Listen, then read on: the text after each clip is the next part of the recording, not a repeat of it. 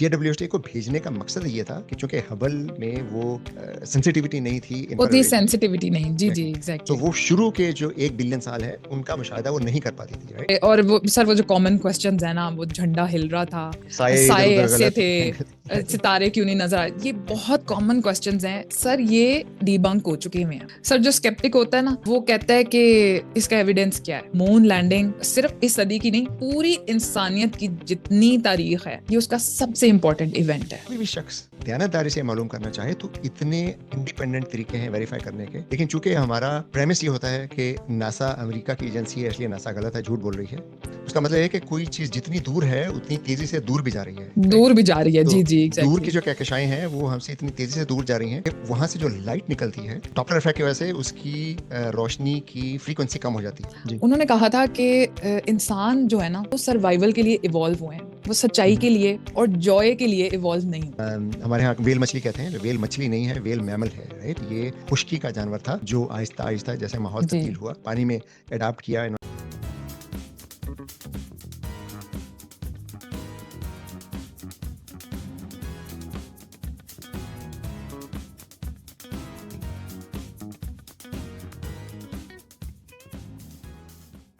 अस्सलाम वालेकुम। साइंस की दुनिया की तरफ से नदीर कुरैशी आपकी खिदमत में हाजिर है और आज हम बात करेंगे एक ऐसी खातून से जो काफ़ी अरसे से साइंस का कंटेंट बना रही हैं और आपने शायद देखा होगा कि मैं उनका कंटेंट साइंस की दुनिया पे और अपने साइंस फेसबुक की वॉल पे शेयर भी करता हूँ। तो बहुत अच्छा कंटेंट बनाती हैं, मुझे इनका कंटेंट बहुत पसंद है इसीलिए मैं शेयर करता हूँ। इनका नाम है उन्जा अली डार और आज हम इनसे तफसील में बातचीत करेंगे और ये देखेंगे कि ये इनके इंटरेस्ट क्या है, ये साइंस के कंटेंट क्यों बनाती हैं और ये आगे क्या करना चाह रही हैं। तो उन्जा, अस्सलाम वालेकुम, कैसी हैं आप? वालेकुम सलाम सर, मैं बिल्कुल ठीक, आप सुनाएं। जी जी बिल्कुल, आपकी दुआ है। तो सबसे पहले तो मैं आपसे यही कहूँगा जो अभी मैंने अपने मेम्बरान से भी कहा था कि आप माशाल्लाह बहुत अच्छा कंटेंट बनाती हैं। आपके जो सारे वीडियो होते हैं वेल रिसर्च होते हैं, उसमें साइंटिफिक इंफॉर्मेशन होती है, कोई गैर साइंसी बात नहीं होती, कोई मतलब सनसनीखेज बात नहीं होती। और जी मुझे भी यही साइंस की दुनिया बनाने का मकसद ये था कि हम साइंस को बिल्कुल साइंस के तौर पर पेश करें। तो सबसे पहले तो ये बताइए कि थोड़ा सा अपना इंट्रोडक्शन करा दीजिए जो लोग आपसे वाकिफ नहीं है, उसके बाद फिर आगे चलते हैं। सर, मैं ओल्ड रावियन हूँ और मेरा ताल्लुक लाहौर से है, लेकिन मैं इस्लामाबाद में रहती हूँ। जी। और इस वक्त मैं एक प्रोजेक्ट मैनेजर के तौर पे काम कर रही हूँ, हम्म। एक ओवरसीज कंपनी के लिए। सही। लेकिन मेरे फ्यूचर प्लान्स जो हैं वो ये हैं कि मैंने वैसे ऑनर्स किया हुआ है इकोनॉमिक्स में, जी। लेकिन मेरा प्लान ये है कि मैं एक और ऑनर्स करूं हम्म। माइक्रोबायोलॉजी में, नाइस। और फिर फर्दर स्टडीज जो है ना वो एस्ट्रोबायोलॉजी या फिर हम्म। Marine biology. सही। सही। अच्छा, तो ये दो चीज़ें, एक तो ये कुछ लोग शायद वाकिफ ना हो तो आप ये बता दीजिए कि रावियंस क्या होता है और उसके बाद फिर हम एस्ट्रोबायोलॉजी पे थोड़ी सी बात करते हैं। सर, गवर्नमेंट कॉलेज यूनिवर्सिटी से जो जी। पढ़े हुए हैं और अब राइट। फारिग हो चुके हैं पढ़ के, उनको हम लोग राइट। Old right. रावियंस कहते हैं। सही। सही। सही। और गवर्नमेंट कॉलेज लाहौर जो है वो अब तो खैर यूनिवर्सिटी बन गया है, जब मैं लाहौर में था उस वक्त तो कॉलेज होता था। लेकिन इसकी हिस्ट्री बहुत पुरानी है और इतने बड़े जी बड़े लेजेंड्स पैदा किए हैं इसने कि अगर हम उन पे बात करने लगे तो सारी बात सारा टाइम उसी में लग जाएगा। सर, तो वाहिद जी। वाहिद नहीं, वाहिद तो नहीं, खैर पहले नोबेल लॉरिएट भी जो हैं वो रावियन ही बिल्कुल। थे। Exactly exactly, right. राइट। उसके बाद आपने थोड़ा सा ये कहा था कि आप एस्ट्रोबायोलॉजी में करना चाहते हैं, तो हमारे कुछ मेंबरान को शायद ही इल्म ना हो कि एस्ट्रोबायोलॉजी क्या होती है, तो ज़रा थोड़ा सा मुख्तसरन बता दीजिए कि एस्ट्रोबायोलॉजी क्या होती है। जो एस्ट्रोनॉट्स इंटरनेशनल स्पेस स्टेशन में काम कर रहे हैं, वो हम्म। बहुत सारे एक्सपेरिमेंट्स करते हैं, बैक्टीरिया और वायरसेस और इस तरह की चीज़ों का। जी। स्पेस में किस तरह से वो ग्रो कर रहे हैं, किस तरह से रिप्रोड्यूस कर रहे हैं, हम्म, इस तरह की स्टडीज हैं, और प्लांट्स वगैरह को लेके भी कुछ सही। स्टडीज करना चाहते हैं। फिर हम्म, फ्यूचर में मार्स के ऊपर क्या करना है, अगर हमने उसको कॉलोनाइज करना है तो ऑब्वियसली हमें फूड सोर्सेज वगैरह चाहिए होंगी। तो इससे रिलेटेड एस्ट्रोबायोलॉजी है, बस ऊपर ऊपर से इसी तरह से ही है। सही सही। अच्छा, तो ये बताइए कि आपको साइंस में, और ख़ासतौर पर मैं देखता हूँ कि आपका ज़्यादातर कंटेंट जो है वो एस्ट्रोनॉमी में होता है, तो साइंस में और ख़ासतौर पे एस्ट्रोनॉमी में आपकी दिलचस्पी कैसे पैदा हुई? सर थोड़ी सी फनी स्टोरी है ये। जी। जब मैं यूनिवर्सिटी में थी, तो वैसे सर मैंने प्री मेडिकल किया हुआ है।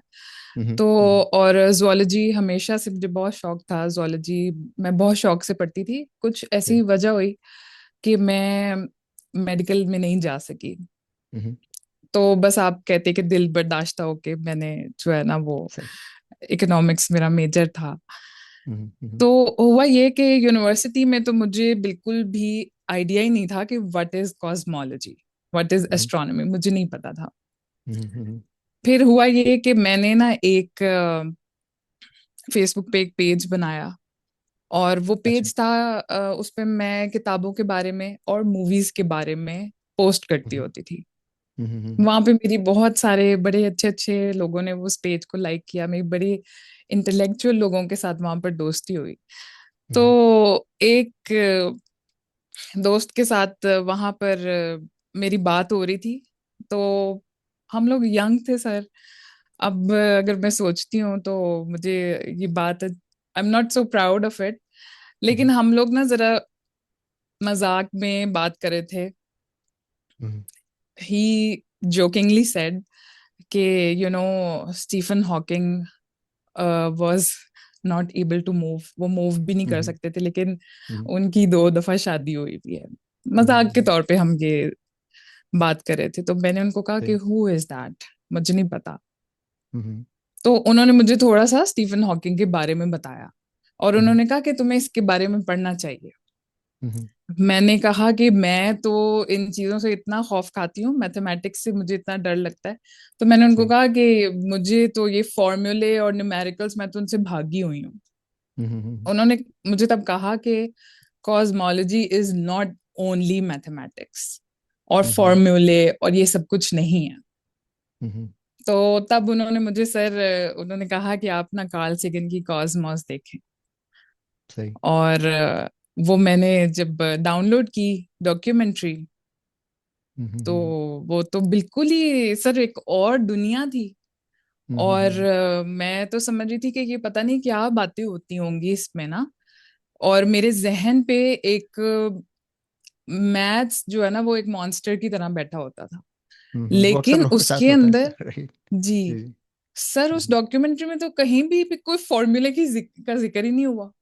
हम्म, हम्म, और इतना खूबसूरत उनका लहजा, इतनी खूबसूरत उनकी बातें, हम्म, और वैसे उनकी पर्सनालिटी इतनी खूबसूरत, कार्ल सेगन की बात करने राइट। का तरीका इतना अच्छा था। सर मैं तो बिल्कुल ही जो ना वो खो गई थी उसमें। हम्म, फिर हम्म, मुझे पता चला कि ये एक्चुअली एक इनकी किताब है। फिर मैंने उनकी वो किताब पढ़ी। फिर उसके बाद और सर मैंने बहुत ज्यादा जो आप कहें कि इस तरह के साइंटिस्ट जिनका लोगों को नहीं पता, उनका मुझे भी नहीं पता, लेकिन जो ट्रेंडिंग में होते हैं ना, जैसे स्टीफन हॉकिंग, दुनिया को पता है। राइट। फिर कार्ल सेगन हो गए, फिर नील डिग्रास हो गए, रिचर्ड फाइनमैन हो गए। आप कह लेंगे ये ट्रेंडिंग में ये हम्म, हम्म, साइंटिस्ट थे। राइट इन राइट लोगों को फिर मैंने पढ़ा, और फिर तो एक और ही दुनिया खुल गई ना मेरे आगे। राइट। तो इस तरह से सर मुझे बिल्कुल भी नहीं पता था, मुझे खौफ आता था इस इन चीजों से, लेकिन ये ऐसा कुछ भी नहीं था इसमें। Right right. तो फिर आपने मतलब एक तो खैर आपने फिर ज़ाहिर स्टडी की होगी, डॉक्यूमेंट्री देखी होंगी, लेकिन फिर आपने कंटेंट बनाना शुरू किया, तो वो आपके ख्याल में कैसे आया कि आप एस्ट्रोनॉमी पे या साइंसेस पे कंटेंट बनाएं? सर मेरी बड़ी कोशिश होती थी कि मैं ना सबके साथ इस बारे में बात करूं, हम्म, लेकिन लोगों को ना ज्यादा इंटरेस्ट नहीं था इसमें। सही। मुझे अभी भी याद है कि एक वक्त ऐसा भी था कि मैं अपने फोन में ना एक मैसेजेस का पैकेज होता है, हम्म, सर आप यकीन करें कि मैं ये चीजें लिख के तो सबको भेजती थी। जो हम अब पोस्ट्स लिखते हैं ना फेसबुक पे, इस तरह की चीजें मैसेजेस में लिख के सबको भेजती थी, because I wanted to share. तो फिर मैंने छोड़ दिया क्योंकि किसी का कभी रिप्लाई नहीं आता था, फैमिली फ्रेंड्स वगैरह। हम्म, 2021 में I was extremely excited about perseverance, बहुत ही हम्म, ज्यादा, कि वो सारी हम्म। रात ही जो लाइव स्ट्रीम थी नासा की तरफ से, वो सारी रात टीवी के ऊपर मेरे चलती रही। सो अब परसेवरेंस बैठे वो हुए है हैं। जो मार्स पे मरीख पे जो रोवर, इन्होंने जी मिशन सर, भेजा, रोवर रोवर जो जिसके भेजा साथ था। कैमरा, बड़ा स्पेशल वो राइट। रोवर है। खास तौर तो पे उसकी जो मार्स पे लैंडिंग थी वो काफी जी जी जी, बहुत वो ड्रामेटिक थी, जी जी, ड्रामेटिक और थी। यस, बहुत यस। इमोशनल थी, इमोशनल राइट। भी बहुत थी। Exactly, exactly. तो सर फिर मैंने तब सोचा कि ना मैं ऐसा करती हूँ, और एक दो दोस्तों ने भी मुझे कहा कि इसके बारे में ना, इतना अगर तुम्हें शौक है, इतना शौक है, तो तुम इसके बारे में कोई कंटेंट बनाओ। मैं तब यूट्यूब की फिर मैंने वीडियोस बनाना स्टार्ट की थी। सही।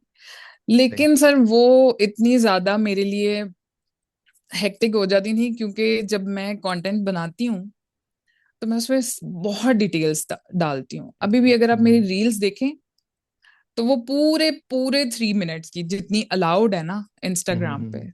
पूरे पूरे 3 मिनट्स की होती है। और उसमें से मैं इतनी कटिंग करती हूँ, क्योंकि मुझे होता है कि ना मैं बिल्कुल एग्जैक्ट जो बातें हैं, जो फिगर्स हैं, मैंने काफी साइंटिफिक कंटेंट ऐसा देखा है जिसमें एग्जैक्टली जैसे आपने कहा ना, एक तो सनसनी मचाते हैं लोग, राइट। राइट। उसको ऐसे पोर्ट्रे करते हैं, किसी भी किस्म की न्यूज को, जैसे मार्स के ऊपर उनको लाइफ के कुछ इंग्रेडिएंट्स मिले हैं। तो सर जो वो ऊपर आते हैं, क्या बोलते हैं उनको, थंबनेल्स, और उसमें इस तरह की बातें कि मार्स पे जिंदगी मिल गई है, लाइक कोई राइट। ऑर्गेनिज्म मिल गया, इस तरह की। राइट। तो मेरी राइट। वीडियोस में ऐसे नहीं होता था, मैं बहुत डिटेल में। बल्कि सर एक दफा आपके ग्रुप पे भी मैंने ना अपना, कहीं पर बहस हो रही थी मून लैंडिंग से रिलेटेड, तो मैंने वहां पर कमेंट किया। मैंने मून लैंडिंग से रिलेटेड एक वीडियो अपने चैनल पे अपलोड की थी, जो कि 55 मिनट्स की थी। तो वो फिर मैं वहां पर बहस हो रही थी आपके उस कमेंट्स में ना, ग्रुप में, तो मैंने वहां पर सही। भी शेयर की थी। मैंने उनको कहा था कि बहुत डिटेल में, मैंने बहुत डिटेल में, और मेरे पास क्योंकि वो नहीं थे ग्राफिक्स वगैरह, तो मैं अपने हाथ से कर करके बताती थी कि यूं वो खुल गया, फिर वो यूं मुड़ गया, इस तरह कर करके ना। सही। सही। तो इस तरह से फिर मैंने वो छोड़ दिया था यूट्यूब। फिर हम्म, मैंने सोचा कि मैं ना इंस्टाग्राम की तरफ आ जाती हूँ, क्योंकि यूट्यूब पे मेरी वीडियोस बहुत लंबी हो जाती थी। यहाँ पर यह है कि मैं बहुत ज्यादा कंट्रोल करके तो रील को 3 मिनट्स का कर लेती हूँ। सही। सही। तो ये बताइए कि आपके साथ कोई टीम है? आप कैसे वीडियो बनाती हैं, उसको प्रोसेस कैसे करती हैं? नहीं सर, बिल्कुल भी नहीं, अच्छा। कोई भी नहीं है। मैं हम्म, खुद से वीडियो बनाती हूँ, अपने फोन पे वीडियो बनाती हूँ, और अपने फोन पे ही एडिट करती हूँ उसको, अच्छा। और अपने फोन से ही अपलोड भी कर देती हूँ इंस्टाग्राम पे। हम्म, कैपकट एक ऐप है, वो मैंने हम्म, परचेज की हुई है। सही। तो उस पे सही। बहुत सारे फीचर्स हैं, आप अपनी बैकग्राउंड रिमूव करके कोई भी बैकग्राउंड लगा सकते हैं, और बहुत चीजें हैं, टेक्स्ट ऐड कर सकते हैं, तस्वीरें ऊपर लगा सकते हैं, कुछ भी, बहुत कुछ है उसके अंदर। सही। सही। तो मतलब आप ये सारा काम, मतलब पहले जो रिसर्च करनी है, मटेरियल इकट्ठा करना है, उसके जी बाद एक्चुअल वीडियो शूट करना है, फिर उसको पोस्ट प्रोसेस करना है, ये सारा काम आप खुद करती हैं? जी सर, मैं खुद ही करती हूँ। आओ, ये तो काफ़ी काफ़ी टाइम लेता होगा आपका, क्योंकि ये आसान काम तो नहीं है, इसमें बहुत बहुत टाइम लगता है। जी सर, मुझे बल्कि काफी लोगों ने मैसेज किए हैं कि आप ना कैप्शंस ऐड किया करें। तो हम्म, कैपकट पे एक प्रॉब्लम ये है कि अगर मैं उर्दू में बात कर रही हूँ ना, तो अगर आप कैप्शंस लगाएं तो वो हिंदी में लिखे हुए आ जाते हैं। तो वो ना मैंने कोशिश की, और वो ऐसे होता है कि वो आपको खुद लिखने पड़ते हैं सारे। राइट। वो मेरे लिए बहुत ज्यादा टाइम कंज्यूमिंग हो गया था, फिर मैंने वो नहीं किया। अगर तो बहुत छोटी सही। कोई वीडियो मेरी होती नहीं है, 1 मिनट 1.5 मिनट वाली वीडियो नहीं होती, लेकिन अगर कोई इस तरह की हो तो मैं उस पे कर सकती हूँ। बाकी मैं बाकी सब कुछ कर लेती हूँ, बस कैप्शंस वाला जो है ना, वो बहुत ज्यादा टाइम कंज्यूमिंग होता है। सही सही सही। तो ज़ाहिर है आप मतलब आपने अभी बताया था आपकी जॉब भी है, फैमिली भी है, तो उसके साथ ये वक्त निकालना जो है बड़ी बहुत डेडिकेशन का काम है। तो आई आई मस्ट कमेंड यू कि इतनी मसरूफियत और बाकी जो डिमांड होती हैं टाइम पे, उसमें से वक्त निकाल के आप ये सब काम करती हैं। तो thank you very much for all that. ये बताएं कि थैंक यू। अम, आपका चूंकि सारा ज़्यादातर मैंने जो देखे हैं वीडियो वो एस्ट्रोनॉमी से मुतालिक हैं, और आपने हबल और JWST जो जेम्स वेब टेलीस्कोप है, इसके बारे में काफ़ी कुछ आपने बनाई है। तो आपकी अपनी फीलिंग्स क्या हैं, यानी एक तो मतलब आपको कितना एक्साइट करता है, और दूसरा ये है कि हमारे जो मेंबर हैं उनको बताया कि इन मिशन से हमारा जो मजमूई नॉलेज है स्पेस के बारे में, कायनात के बारे में, उसमें कितना इजाफा हुआ है। सर अक्सर लोग जो हैं हबल को और JWST को ना कंपेटिटर्स समझते हैं।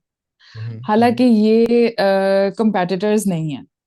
हम्म हबल जो है वो विजिबल लाइट और थोड़ा बहुत जो है वो इंफ्रारेड राइट में कैप्चर करता है, राइट जबकि जो JWST है वो प्योरली इंफ्रारेड लाइट को कैप्चर करता है।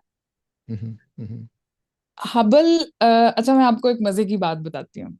जी सर आप ये देखें कि आपने फीलिंग्स की बात की, तो मैं हम्म ये एक दिन ये सोच रही थी कि इंसान सिर्फ एक थोड़ी सी उसके अंदर का क्यूरोसिटी हो। गैलीलियो जो था, उसने जो दुश्मन को देखने के लिए जो ग्लास यूज होता था, राइट उसने कहा कि ना मुझे कोई इंटरेस्ट नहीं है दुश्मन को ढूंढने में, इसको क्यों ना मैं आसमान की तरफ मोड़ दूं। राइट एक बिल्कुल छोटा सा उसका आइडिया था।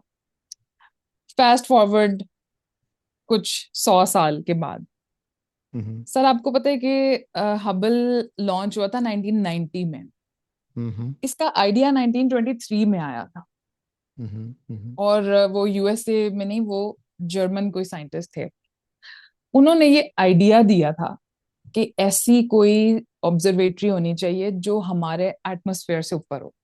हम्म उसके बाद कुछ साइंटिस्ट थे, स्पिट्जर करके कुछ नाम था उनका, राइट उन्होंने भी इस आइडिया को काफी ज्यादा जो है ना वो प्रमोट किया। हम्म फिर उसके बाद एक आई डॉक्टर नैन्सी, हम्म जिनके नाम पे कभी बिल्कुल जो है मेरे ख्याल नैन्सी से ग्रेस सितंबर टेलीस्कोप, में। राइट जी, राइट। जी वो जी जी। अभी उसका इफ्तिताह होना है।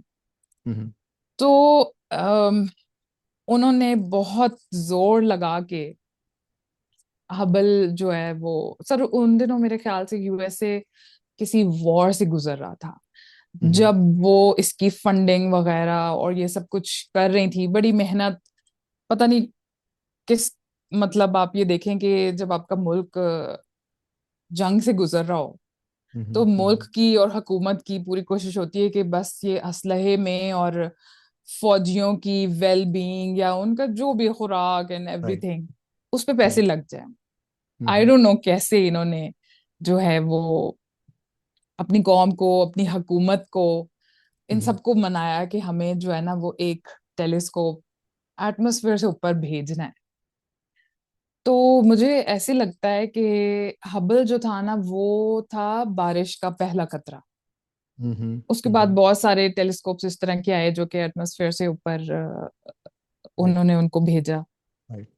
JW सर, ये हाँ हबल के बारे में, हबल की इम्पोर्टेंस इस वजह से भी ज्यादा है कि इसने जो है ना वो हमें आइडिया ये दिया कि यूनिवर्स एक्सपैंड तो हो रही है, लेकिन वो एक्सपेंशन जो है ना उसकी स्पीड बढ़ रही है, एक्सेलरेट हो रही है वो। Right right.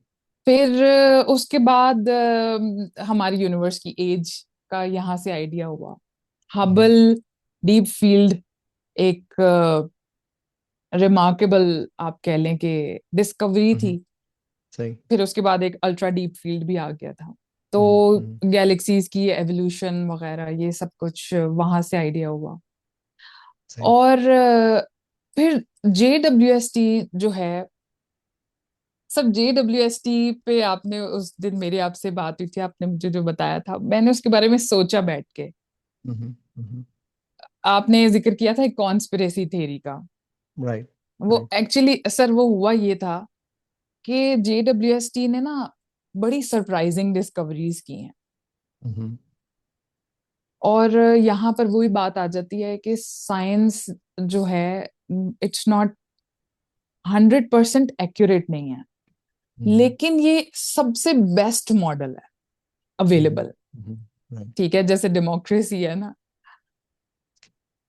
JWST ने ऐसी सरप्राइजिंग डिस्कवरीज की हैं। JWST ने इस तरह की गैलेक्सीज दिखाई हैं हमें, जो कि बिग बैंग से, अच्छा ये गैलेक्सीज केमिकली डेवलप्ड हैं, मैसिव हैं, बहुत ब्राइट हैं।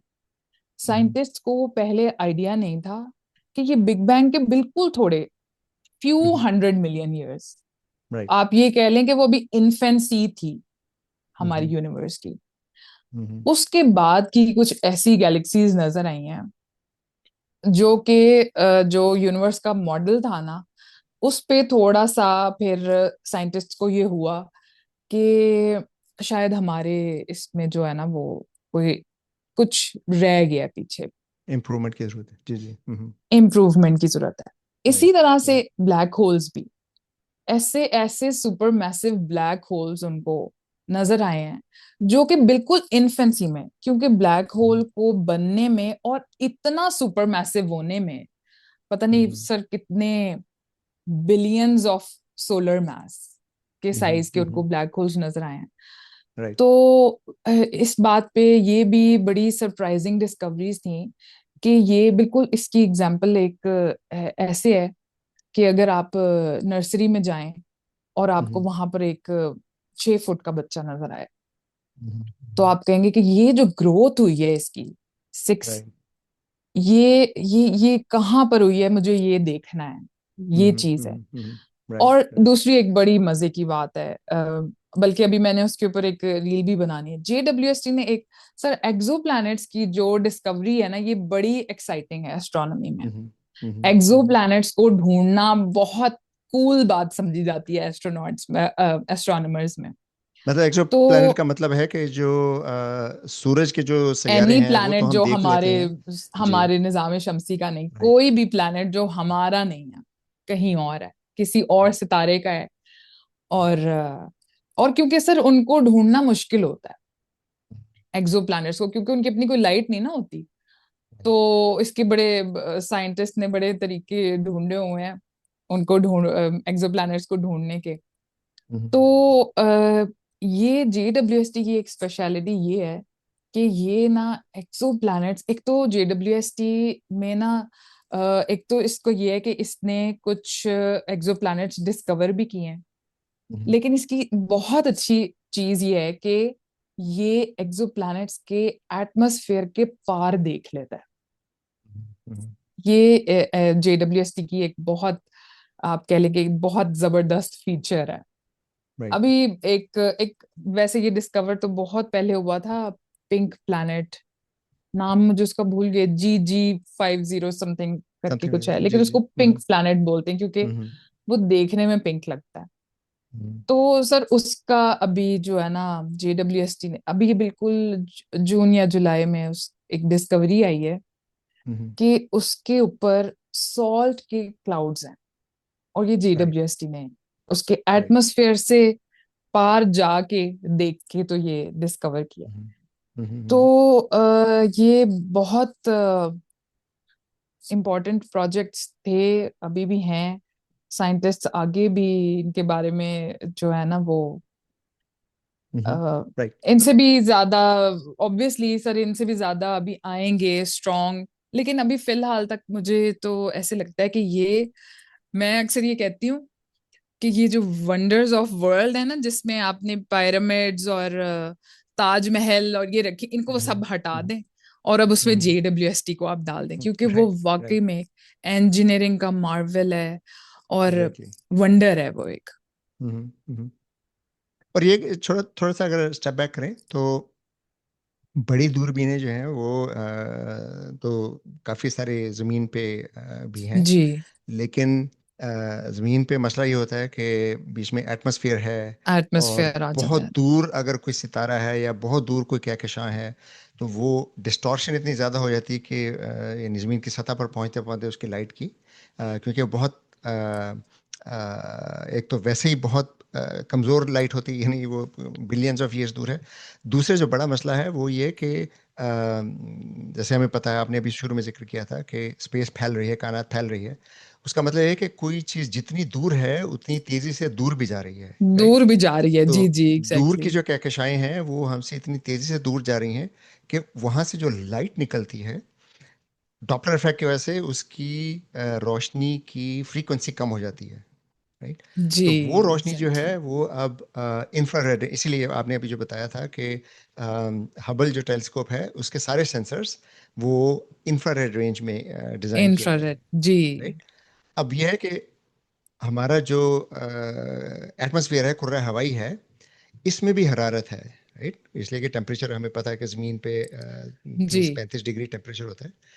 तो वो हरारत में उस सिग्नल को डिटेक्ट करना जो यानी ज़मीन के सतह पे जो हरारत है उससे खरबों गुना कम है, वो ज़मीन पे मुमकिन नहीं है, राइट? इसलिए हम फिर इनको, ये जो दूरबीनें हैं, इनको अब प्रेफर करते हैं साइंसदान कि ये स्पेस में भेजें, यानी ज़मीन से 300-400 किलोमीटर, जैसे हबल है तकरीबन 400 किलोमीटर है, लेकिन जो JWST है वो चूंकि और ज़्यादा सेंसिटिव है और ज़्यादा ये इंफ्रारेड रेंज में है, इसलिए इसको और ज्यादा दूर भेजा गया है। तो ये मतलब इट्स लाइक जी। Millions of kilometres. Sir 1 million, one जी, मिलियन किलोमीटर दूर है एग्जैक्टली, राइट, जमीन से। Right, right. तो ये मतलब बाज़ औक़ात लोग पूछते हैं जी कि वो ज़मीन पे क्यों नहीं मुशाहदा कर लेते। ज़मीन पे भी मुशाहदात होते हैं, वो उनकी एक अलग साइंस है, लेकिन जो मुशाहदा ज़मीन से मुमकिन नहीं है या वो एक्यूरेसी मुमकिन नहीं है, उनके लिए फिर ये जो है ये हम जी स्पेस में टेलीस्कोप भेजते हैं, और वहाँ से फिर हमें वो रेजोल्यूशन मिलती है जो हबल की थी, और उससे भी ज़्यादा रेजोल्यूशन जो है अब वो JWST की है। तो ये रेजोल्यूशन और ये जो एबिलिटी है खास तौर पे JWST की, वो ज़मीन पे बिल्कुल मुमकिन ही नहीं थी। अच्छा, तो जी आपने जब JWST की बात कर रहे थे कि वो शुरू में जो बहुत दूर इन्होंने गैलेक्सीज दरियाफ्त की थी, वो अ, साइंसदानों का ख्याल नहीं था कि इतनी जल्दी बिग बैंग के जी बाद जी अ, जी। ये बन जाएंगी।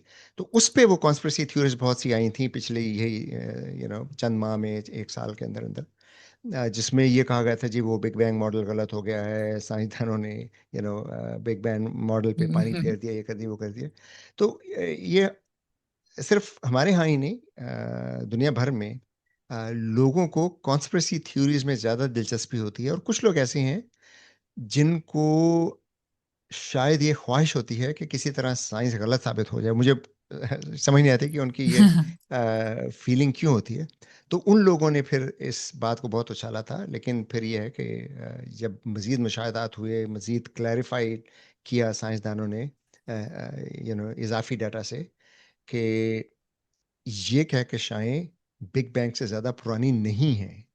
ये कहकशाएं बिग बैंग के बाद बनी हैं, लेकिन इतनी बाद नहीं बनी जितना साइंसदानों का ख्याल था। यानी साइंसदानों का ख्याल था कि जी एक जी बिलियन साल कम से कम लगना चाहिए।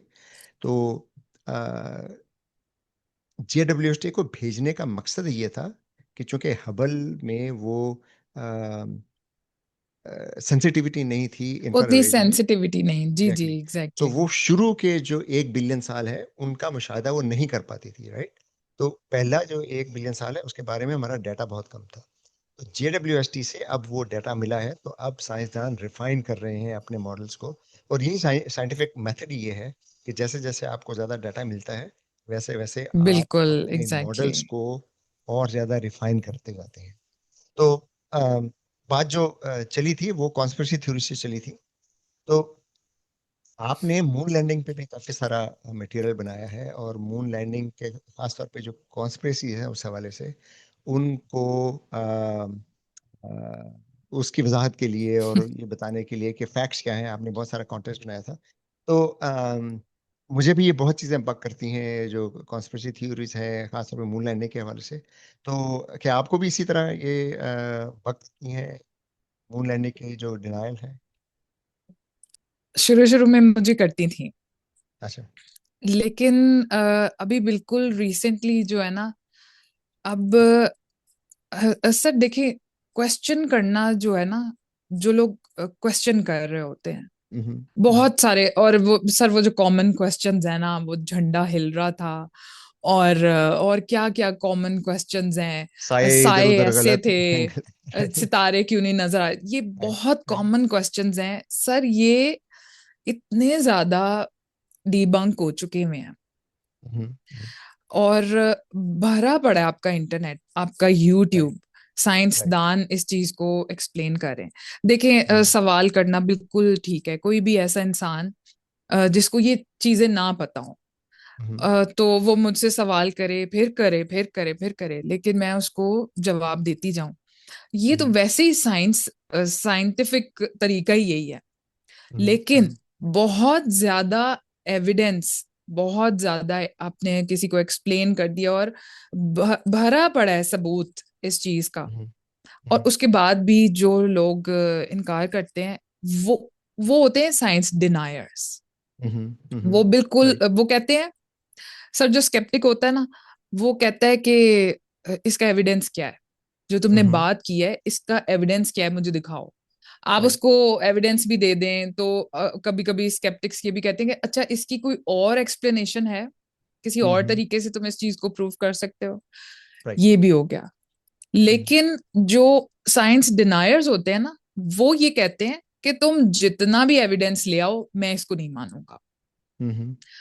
तो सर मुझे ये चीज जो मून लैंडिंग है ना, वो मैं अक्सर अपने पेज पे भी यही कह रही होती हूँ कि वो ना मेरा एक रोमांस है, मून लैंडिंग।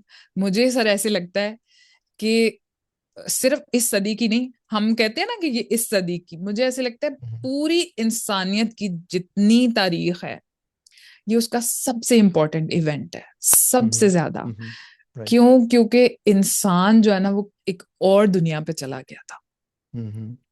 ठीक है, वो दुनिया, ठीक है, आई आई नो कि साइंटिस्ट को सब कुछ पता था मून लैंडिंग से पहले, मून का टेम्परेचर, मून की lunar surface, everything they knew. But sir still, किसी का वहां चले जाना खुद से, ये बहुत बड़ी बात है, बहुत ब्रेवरी और बहुत वेलर की बात है। राइट। जो वो जीनियस थे, जो एस्ट्रोनॉट्स, वो तो ठीक है, लेकिन इसमें आपका एक ब्रेवरी का भी एलिमेंट आ जाता है, ये बहुत बड़ी बात है। आप बिल्कुल। एक और दुनिया में चले गए हैं, आप वहां पर अपना, मतलब आप कदम जब आप निकाल रहे हैं अपने लूनर लैंडर से, तो यू हैव नो आइडिया कि मैं यहाँ कहीं वेपराइज ही ना हो जाऊं, इवेपोरेट ही ना हो राइट। जाऊं, मैं कहीं राइट। अंदर ही ना चला जाऊं, कोई मेरे पे राइट। कोई चीज आके अटैक ना कर दे। तो सर मून लैंडिंग एक बहुत बड़ा, बहुत इंपॉर्टेंट और रिमार्केबल इवेंट है हमारी तारीख का। और इसकी, ये अब तो सर बता बता के ही इन चीजों का, और झंडे वाली बात, और ये सब कुछ लोगों को बता बता के, अच्छा फिर आप ये देखें कि बहुत सारे इदारे हैं जिन्होंने वो जो लैंडिंग साइट थी उसकी तस्वीरें ली हैं। और सर अच्छा, मुझे इसकी समझ नहीं आती, लेकिन मैंने ये सुना जरूर हुआ है कि ये किसी और इंडिपेंडेंटली भी रशिया जो है वो ट्रैक कर रहा था बिल्कुल। यस। जब ये जा रहे थे, बट आई जी आई जी। Don't know how they were tracking the spacecraft. जी, लेकिन वो इस तरह से खैर, कर रहे थे। जी, वो इस तरह से कर रहे थे कि जो कम्युनिकेशन थी नासा की और यानी जो ग्राउंड स्टेशन था उनकी और एस्ट्रोनॉट्स की, वो उस ज़माने में आजकल जो कम्युनिकेशन होते हैं जैसे सेल फोन है, तो ये एनक्रिप्टेड होते हैं कि कोई और नहीं सुन सकता, राइट। जी, उस ज़माने में एनक्रिप्शन नहीं थी, तो और ये डिजिटल भी नहीं था, ये एनालॉग ट्रांसमिशन थी। तो वो कोई भी सुन सकता था, यानी अच्छा, ऑस्ट्रेलिया में। जी जी जी, उस ज़माने में ये जो हैम रेडियो होता है एक, राइट। वायरलेस रेडियो जो होता है, राइट। हैम जी रेडियो के एंथुसियास्ट पूरी दुनिया में है। तो हैम रेडियो के एंथुसियास्ट जो ऑस्ट्रेलिया में थे और कई और दूसरे मुल्कों में थे, वो भी सुन रहे थे इनकी गुफ्तगू। तो रशिया उन सब की गुफ्तगू सुन रहा था, और रशियंस को बिल्कुल ये पता है कि जी लैंडिंग हुई थी, और ये एक लैंडिंग नहीं हुई थी, मतलब 6 मिशन गए थे, 12 लोग जी। चांद पे उतरे थे। सर आप और ये देखें कि जी, रशिया ने उनको मुबारकबाद दी है। एग्जैक्टली, आप एग्जैक्टली। आप वैसे ही, मैं आपको एक एग्जांपल देती हूँ कि अगर दो फैमिलीज हों और वो एक दूसरे की जान की दुश्मन हो, हम्म। ठीक है, लेकिन एक फैमिली में जो है ना वो उनका बच्चा स्कूल में फर्स्ट आया, या चले आप कह लें बोर्ड में फर्स्ट आया, तो जो दूसरी फैमिली है अगर उनको मुबारकबाद भेजे तो ये हम्म। कितनी बड़ी बात है कि आपकी राइट, जान का दुश्मन जो आपको खत्म राइट। करना चाहता है, जो आपको नीस्तो नाबूद करना चाहता है, वो आपको मुबारकबाद भेज रहा है। बिल्कुल, तो बिल्कुल। उस पे भी लोग इनकार करते हैं। और अब आप ये देखें कि इंडिया का जो स्पेस एजेंसी है, हम्म। ISRO मेरे ख्याल से उनका नाम है। इसरो, हाँ जी, बिल्कुल। जी।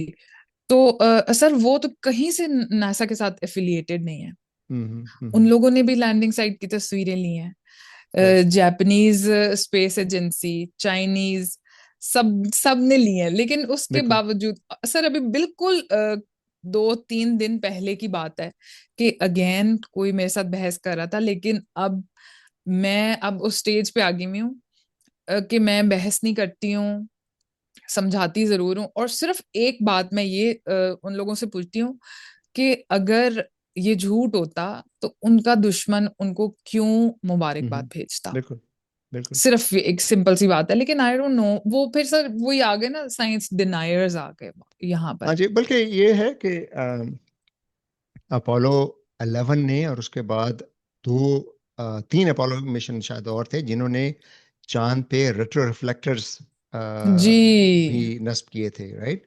और सर वो वो अभी भी मैंने सुना है रिफ्लेक्टर्स कि आज काम भी काम करते कर, हैं। एग्जैक्टली, आज जी भी काम कर रहे हैं। और यानी कई मुल्कों में वो लेजर, समझ लीजिए कि स्टेशंस हैं जहां से लेजर गन डायरेक्टली बीम जी। उन रिफ्लेक्टर्स को भेजी जाती है, और वहां से रिफ्लेक्ट होके आती है। और वो फिर हम मेजर करते हैं टर्न अराउंड डिस्टेंस टाइम, वगैरह राइट। में क्या कर ले उससे हम सही। डिस्टेंस मेजर करते हैं, और ये इतनी एक्यूरेट होती है क्योंकि लेजर की फ्रीक्वेंसी बहुत ज़्यादा होती है। तो वो इतनी एक्यूरेट मेजरमेंट होती है कि इस मेजरमेंट से हमें पहली दफ़ा पता चला था। उससे पहले यानी थ्योरी थी, साइंसदानों का ख्याल था कि चांद दूर जा रहा है। लेकिन 69 में अच्छा। जब ये रेट्रो रिफ्लेक्टर नस्ब किया था अपोलो 11 ने, उसके बाद ये बाकायदा मेजरमेंट हुई थी कि वाकई चांद दूर जा रहा है, राइट। 1 साल में ढाई सही। 3 सेंटीमीटर दूर जा रहा है। और अब तो हम्म। ये है कि यू नो कई ऐसी रसदगाहें हैं जहाँ पे बाकायदा स्कूल के बच्चे, उनके स्कूल का, हाई स्कूल का या कॉलेज का प्रोजेक्ट होता है कि आपने चांद का डिस्टेंस मेजर करना है।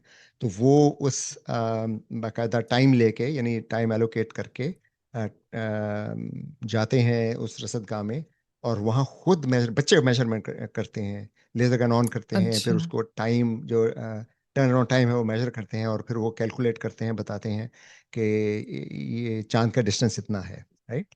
तो ये यानी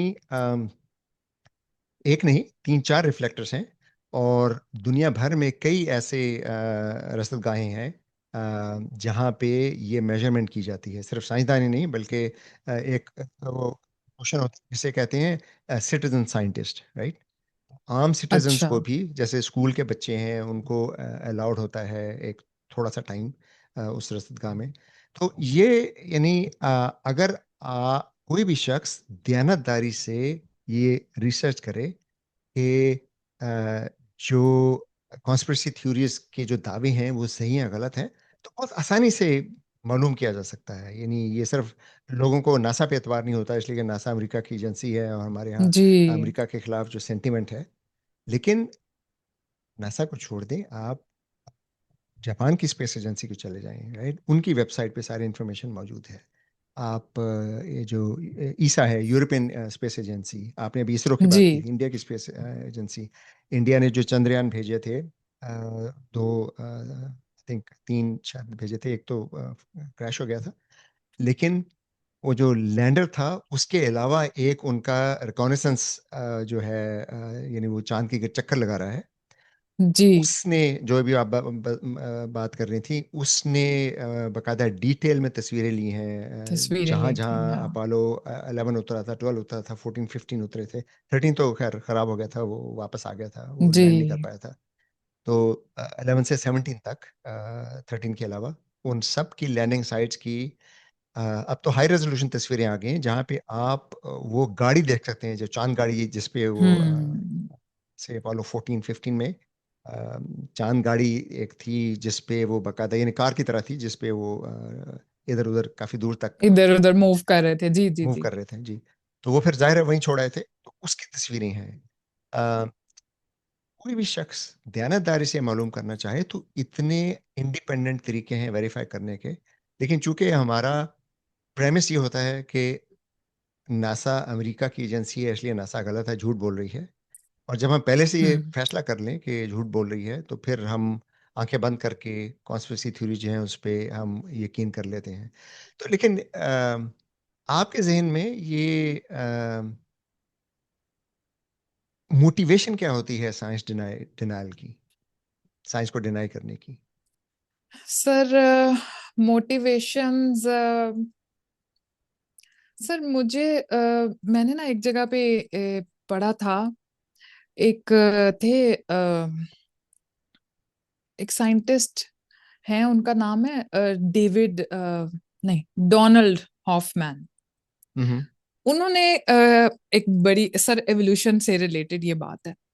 जी। उन्होंने कहा था कि इंसान जो है ना, वो सर्वाइवल के लिए इवॉल्व हुए हैं, वो सच्चाई हम्म। के लिए और जॉय के लिए इवॉल्व नहीं हुए। Survival and reproduction. राइट। तो सर यहाँ पर ना हुआ ये है कि अब हम लोग अब आके वो जो हमारे सर्वाइवल इंस्टिंक्ट्स थे ना, क्योंकि हम्म। इंसान जो है ना वो पैटर्न्स देखता है, ठीक है। हम्म। हम्म। सर इंसान, हम लोगों ने क्या किया कि यहाँ पर जो हमारे सर्वाइवल के इंस्टिंक्ट्स थे, वो हम्म। अब इन चीजों में आ गए हैं। हम क्या हम्म। करते हैं, जो भी हमें आसान, या चले कोई भी ऐसी एक्सप्लेनेशन जो किसी किस्म के डेंजर को सॉफ्टन कर दे, हम्म। ठीक है। मिरेकल क्योर्स हो गए, कंफर्मेशन बायस हो गई, ये सारी चीजें।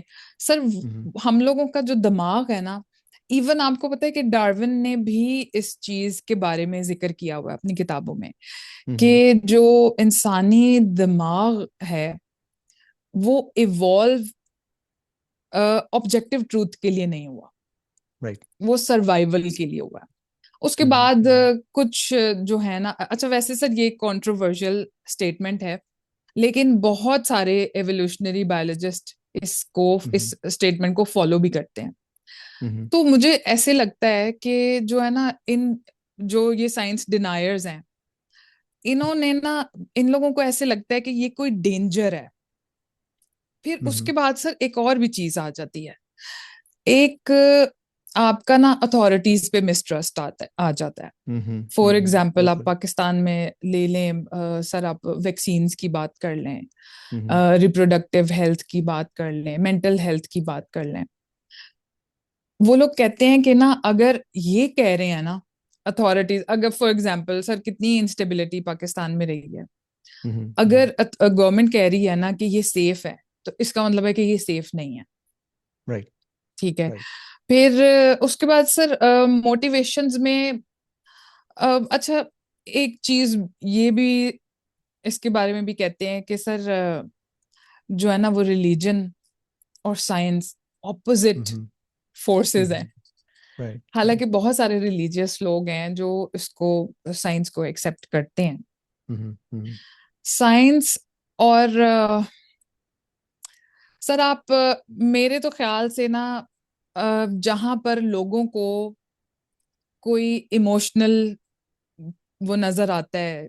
अच्छा मैं आपको एक बिल्कुल देसी सी एग्जांपल देती हूँ। जी। कि एक बच्चा है, एक लड़का है, और वो ना उसका लाइफस्टाइल बहुत खराब है, वो स्मोकिंग करता है, वो जंक फूड खाता है एंड ऑल दैट। हम्म। तो जब उसकी तबीयत खराब होती है ना, तो हमारी देसी अम्मियां कहती है कि मेरे बच्चे को नजर लग गई है। हम्म। ठीक है सर, ये जो नजर लगने वाली बात है ना, ये आसान एक्सप्लेनेशन है। राइट। लेकिन जो राइट। साइंटिफिक रीजनिंग होगी, अगर आप बिठाएं मेरे जैसे बंदे को उसके सामने, तो मैं उनको बताऊंगी कि इसका लाइफस्टाइल में ये प्रॉब्लम्स हैं, नींद नहीं हम्म। पूरी होती, न्यूट्रिशन नहीं अच्छा है इसका, और भी बहुत सारे प्रॉब्लम्स हैं इस बच्चे के। सर वो थोड़ा सा डिफिकल्ट हो जाता है, थोड़ा सा कॉम्प्लिकेटेड हो जाता है, लेकिन ये कह देना कि नजर लगी हुई है, ये बहुत इजी हो जाता है। तो वही बात होगी कि डेंजर्स को जो है ना, वो मेरे ख्याल से ये लोग सॉफ्टन करते हैं।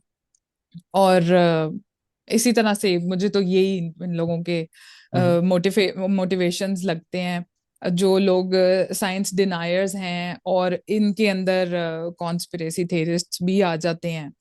राइट। और वो भी आ जाते हैं सर, ये जो एक्सपर्ट्स बने हुए हैं आजकल, जो फेक एक्सपर्ट्स हैं, हम्म। स्पेशली सोशल मीडिया के ऊपर जो भरे पड़े राइट। हैं। राइट। राइट। राइट। जी, वैसे ये है कि साइंस डिनायल में हमारे यहाँ ख़ास तौर पे एक बहुत बड़ा फैक्टर ये है मिसट्रस्ट ऑफ द वेस्ट, कि हम्म। अमेरिका इसराइल को सपोर्ट करता है, इसलिए अमेरिका की कोई भी चीज़ ठीक हो ही नहीं सकती, राइट। जी। तो उसमें यह है कि अब उनको ये लगता है कि साइंस भी सारी अमेरिका से आती है, हालांकि ये भी सही नहीं है। साइंस तो पूरी दुनिया में, हम्म। और ख़ास तौर पर आजकल तो अमेरिका में तो काफ़ी डिक्लाइन चल रहा है आजकल साइंस का। चाइना में, कोरिया में, और इंडिया में, और यूरोप में बहुत से मुल्कों में रिसर्च हो रही है। लेकिन हमारे जी। यहाँ जो साइंस को मुंसलिक किया जाता है गोरों से, राइट। हाँ और जी। ये फिर तसव्वुर किया जाता है कि गोरे हमारे दुश्मन हैं, इसलिए उनकी हर चीज़ यकीनन हमारे खिलाफ साजिश है। लेकिन फिर उसमें ये भी है कि हम साइंस को डिनाई करते हैं, लेकिन हम ये भूल जाते हैं कि हम टेक्नोलॉजी को तो इस्तेमाल करने में कोई बुराई नहीं इस्तेमाल समझते, कर रहे हैं हम। राइट। हम यानी मुझे याद है कि एक ज़माना था जब मैं पाकिस्तान में था, आज से 40 साल पहले, 50 साल पहले। तो अक्सर उलमा ये कहते थे कि तस्वीर बनाना जायज़ नहीं है। सिर्फ एक एक्सेप्शन होती थी कि अगर आपको पासपोर्ट बनाना है तो उसके लिए मजबूरी है, राइट। हम्म। कानूनी मजबूरी है तो आप तस्वीर बना लें। लेकिन अब अक्सर उलमा के अपने यूट्यूब चैनल्स हैं, अपने टीवी चैनल्स हैं, अपने सोशल मीडिया के चैनल्स हैं।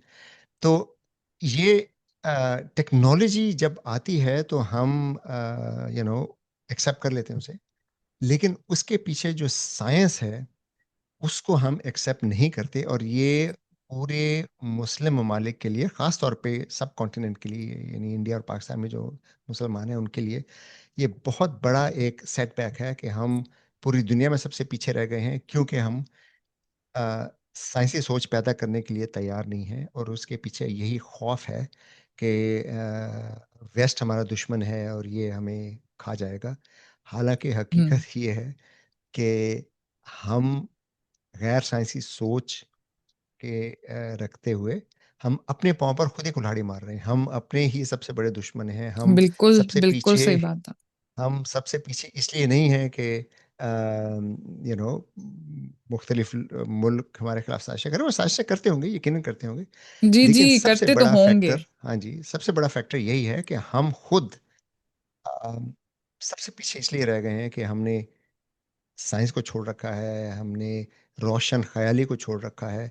और हम चूंकि मगरिब को दुश्मन समझते हैं, इसलिए मगरिब के खिलाफ कोई भी साजिशी नज़रिया आए तो हम बिला सोचे समझे उस पर ईमान ले आते हैं। जो हम कॉन्स्पिरेसी थ्योरीज की बात कर रहे थे, तो मून लैंडिंग तो फिर भी काफ़ी पुरानी बात है। आजकल की जो नई जनरेशन है उनने तो मतलब मेरी तो ज़िंदगी में हुई थी, मुझे तो अच्छी तरह याद है कि उस ज़माने में टीवी पे ये दिखाया जाता था। और यहाँ पे वेस्ट में तो लाइव टीवी पे दिखा रहे थे सारा कुछ। हमारे यहाँ भी उसकी रिकॉर्डिंग दिखाते थे। तो उस ज़माने में किसी शख्स के जहन में ये शक नहीं था कि ये अ, गलत है। तो उस ज़माने में सब लोग इसको सही समझते थे। ये बाद में कॉन्स्पिरेसी थ्योरीज आई हैं। लेकिन कोविड तो हम सबके सामने हुआ है, यानी पिछले 5-6 साल जी की बात है। कोविड के लिहाज से, कोविड के कॉन्टेक्स्ट में कॉन्स्पिरेसी थ्योरीज इतनी ज्यादा फैलाई गई थी हमारे यहाँ, और अच्छे खासे मोतबर लोग, यानी जो अ, जिनकी राय की लोग कदर करते हैं, उन्होंने टीवी पे आके जो जो बयान दिए थे, और इसको बिल गेट्स की साजिश, और इसको कहा था जी जी जी। कि ये सर वो ये भी मैंने सुना था कि वैक्सीन में कुछ चिप है जो एग्जैक्टली, आपकी बॉडी में डाल देंगे। राइट राइट, जेनों को कंट्रोल कर लेंगे और ये कर लेंगे, वो कर लेंगे। जी और हैरत की बात यह है कि अब, या ये भी कहा गया था जी कि जो वैक्सीन लगाएंगे 5 साल के अंदर अंदर मर जाएंगे सारे, राइट। अब जी सबको जी। 5 साल से ज्यादा हो गए हैं, राइट। 20 में आया था तो 26 से 5 साल ज्यादा हो गए, 26 छठा साल चल रहा है। तो उनमें से किसी शख्स में इतनी अखलाकी जरूरत नहीं है कि वो ये कहे कि मुझसे गलती हुई थी। किसी शख्स ने आके ये नहीं कहा कि आई वॉज रॉन्ग, मैं गलत था। वो लोग अभी भी टीवी पे आते हैं, वो लोग अभी भी बातें करते हैं, अब वो नई कॉन्स्पिरेसी थ्योरी, हम्म। और चीजों के बारे में। तो ये हम लोगों को सोचना चाहिए कि जिन्होंने, हम लोगों में से, अवाम में से, जो लोग उन लोगों के बयानात पे ईमान ले आए थे और समझते थे कि हाँ जी इसमें पता नहीं वो मेटल डाला हुआ है, मैग्नेट डाला हुआ है, या इसमें चिप लगाई हुई है, वो दिमाग को कंट्रोल कर लेगी, कहाँ हैं वो लोग? यानी सब लोग ठीक ठाक हैं जिन्होंने लगाई थी। तो अगर हम थोड़ा सा मुआखजा भी करें इन लोगों का जिन्होंने ये कॉन्स्पिरेसी थ्योरीज फैलाई हैं, या जो मून लैंडिंग के बारे में कॉन्स्पिरेसी थ्योरीज फैलाते हैं, कि उनको सामने बिठा के उनसे पूछें कि भाई आपने मटेरियल कहाँ से लिया है, आपके पास क्या सबूत है, आपने ये जो कहीं से कॉपी पेस्ट कर दिया है, तो क्या आपने खुद रिसर्च की? मैं अक्सर लोगों से कहता हूँ कि अगर मेरी वजह से किसी शख्स के पास गलत इंफॉर्मेशन पहुंचती है तो वो मेरी अखलाकी जिम्मेदारी है, उसके लिए मुझसे पूछगिछ होगी। बिल्कुल तो मेरी जिम्मेदारी है बिल्कुल। कि कोई चीज जिसके बारे में मुझे ये इल्म नहीं है कि ये दुरुस्त है, मैं किसी दूसरे के साथ शेयर ना करूं। तो हम धड़ाधड़ शेयर करते जाते हैं, और उसी तरह से फिर ये कॉन्स्पिरेसी थ्योरीज फैलती हैं।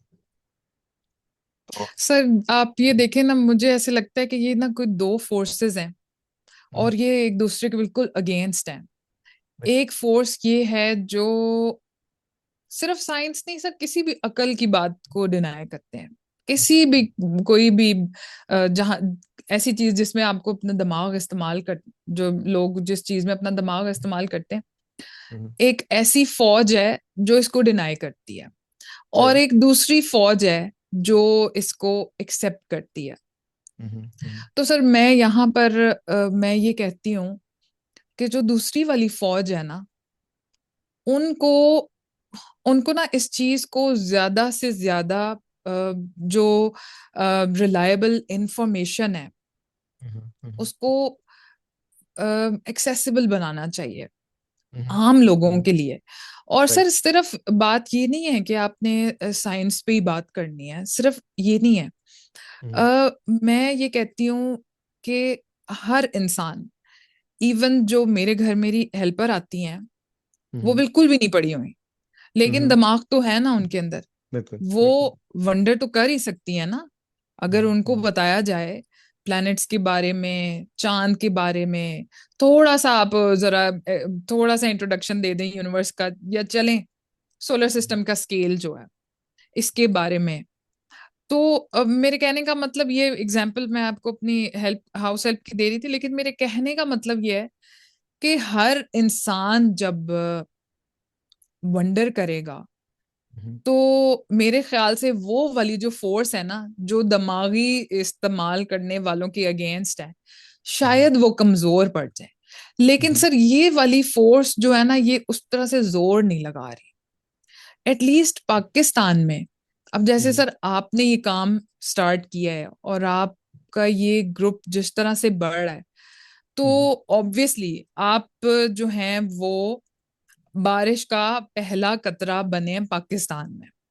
हम्म, लेकिन सर मैं ये कहती हूँ कि अभी भी हमें बहुत ज्यादा जरूरत है, बिल्कुल बहुत बिल्कुल। ज्यादा इस इंफॉर्मेशन को।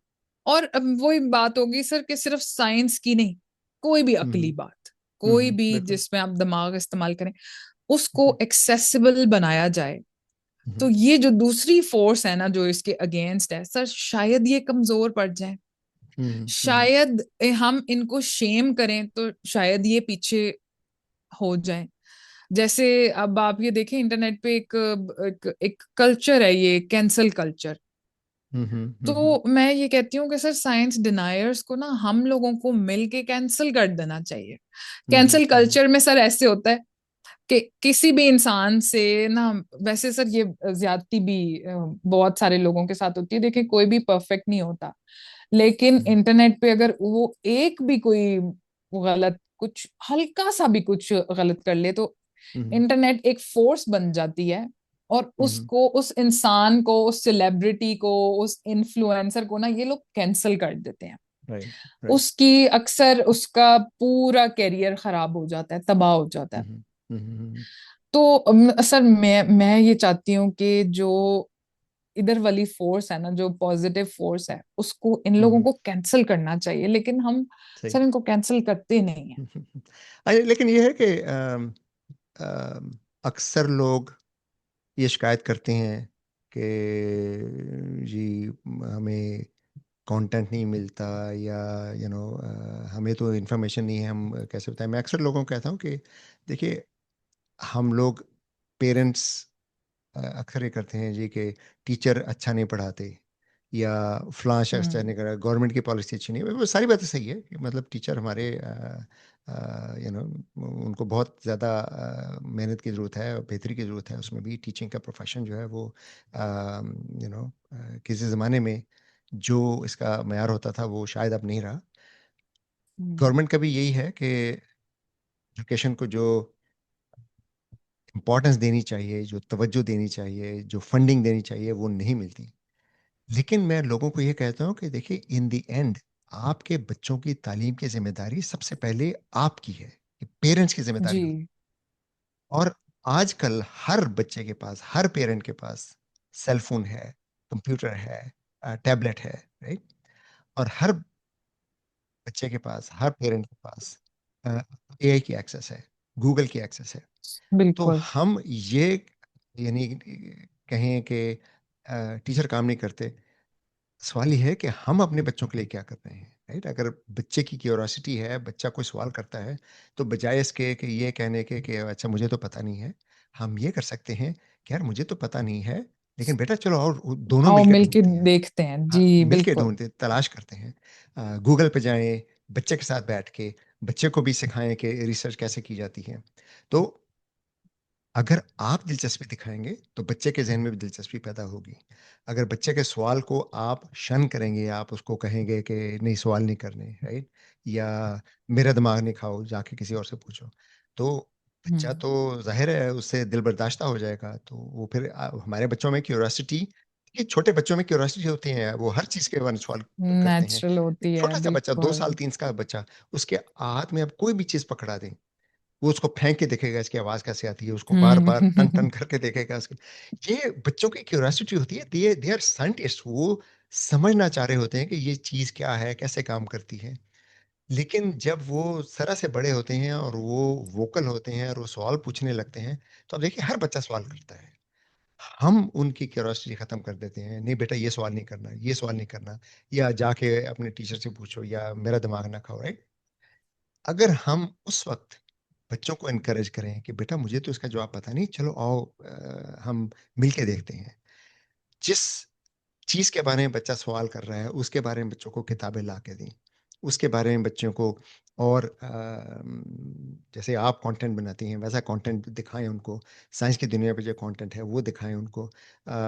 अगर आप अंग्रेज़ी समझते हैं, बच्चा अंग्रेज़ी समझता है, फिर तो बहुत सा कंटेंट मौजूद है। उर्दू में कंटेंट कम है, लेकिन हमारी ये जी। आपकी मेरी सबकी कोशिश यही है कि हम उर्दू में भी इतना कंटेंट बनाएं कि हर टॉपिक पे बच्चों को इन्फॉर्मेशन मिल जाए।